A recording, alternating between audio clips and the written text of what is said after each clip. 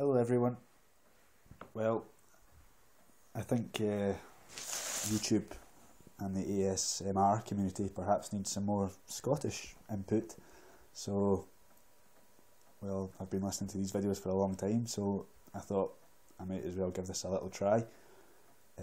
So, with the big story, or one of the big stories of this week being the launch of the film The Hobbit, I thought, what better to test out if this might work than reading an extract from J.R.R. Tolkien's classic novel The Hobbit. So let me know if you think this could work. I know it's going to be low quality just now, it's just a test run. Feel free to leave comments. You know how YouTube works. Leave abusive comments as well if you want. I don't mind. You know, being Scottish, you've got hard skin, so don't worry about that, and I hope you like it. I hope it works. So, Chapter 1, An Unexpected Party. In a hole in the ground there lived a hobbit. Not a nasty, dirty, wet hole filled with the ends of worms and an oozy smell, nor yet a dry, bare, sandy hole with nothing in it to sit down on or to eat. It was a hobbit hole, and that means comfort. It had a perfectly round door like a porthole, painted green with a shiny yellow brass knob in the exact middle. The door opened onto a tube-shaped like hall, like a tunnel. A very comfortable tunnel, without smoke, with panelled walls and floors tiled and carpeted, provided with polished chairs and lots of pegs for hats and coats. The hobbit was fond of visitors. The tunnel wound on, going fairly but not quite straight into the side of the hill, as all the people for many miles round called it, and many little doors opened out of it, first on one side and then on another. No going upstairs for the hobbit. Bedrooms, bathrooms, cellars, pantries, lots of these, wardrobes, he had whole rooms devoted to clothes, kitchens, dining rooms, all were on the same floor, and indeed on the same passage. The best rooms were all on the left-hand side going in, for these were the only ones to have windows, deep-set round windows looking over his garden and meadows beyond, sloping down to the river.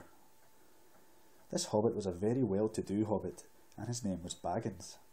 The Bagginses had lived in the neighbourhood of the hill for time out of mind, and people considered them very respectable, not only because most of them were rich, but also because they never had any adventures or did anything unexpected. You could tell what Baggins would say on any question without the bother of asking him.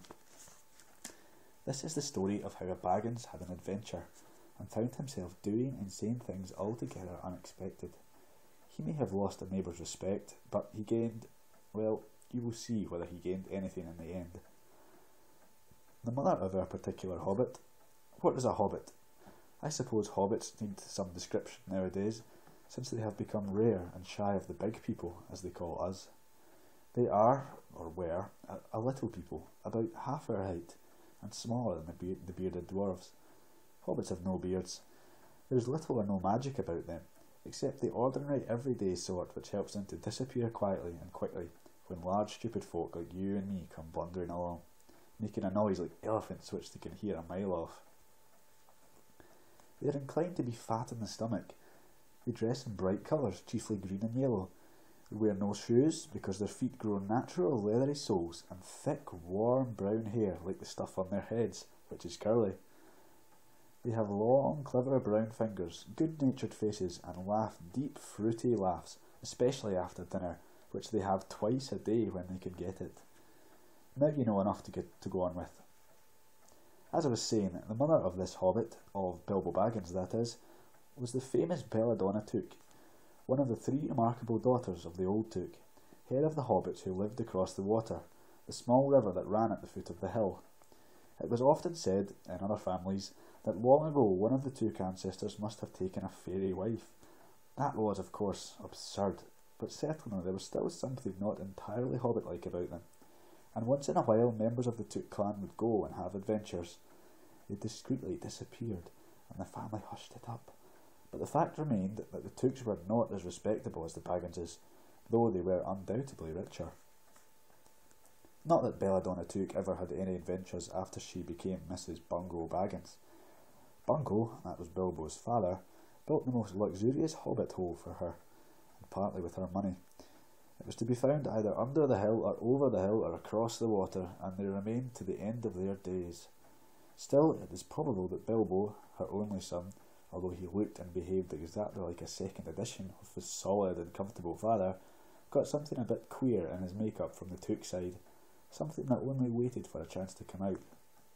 The chance never arrived until Bilbo Baggins was grown up, being about 50 years old or so, and living in the beautiful hobbit hole built by his father, which I have just described for you, until he had in fact apparently settled down immovably. By some curious chance one morning long ago in the quiet of the world, when there was less noise and more green, and the hobbits were still numerous and prosperous, and Bilbo Baggins was standing at his door after breakfast smoking an enormous long wooden pipe that reached nearly down to his woolly toes, Gandalf came by. Gandalf!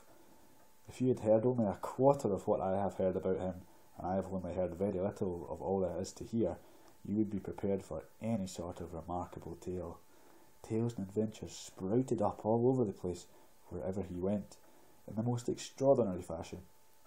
He had not been down that way under the hill for ages and ages, not since his friend the old Took died. In fact, and the hobbits had almost forgotten what he had looked like, he had been away over the hill and across the water on businesses of his own since they were all small hobbit boys and hobbit girls. All that unsuspecting Bilbo saw that morning was an old man with a staff. He had a tall, pointed blue hat, a long grey cloak, a silver scarf, over which his long white beard hung down below his waist, and immense black boots. "Good morning," said Bilbo, and he meant it. The sun was shining, and the grass was very green, but Gandalf looked at him from under long bushy eyebrows that stuck out further than the brim of his shady hat. "What do you mean?" he said.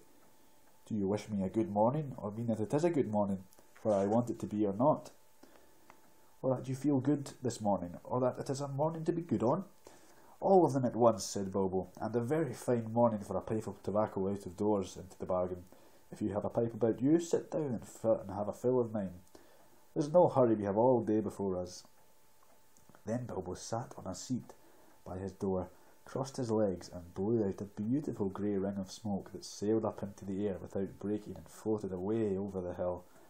"Very pretty," said Gandalf, "but I have no time to blow smoke rings this morning. I am looking for someone to share in an adventure that I am arranging, and it's very difficult to find anyone.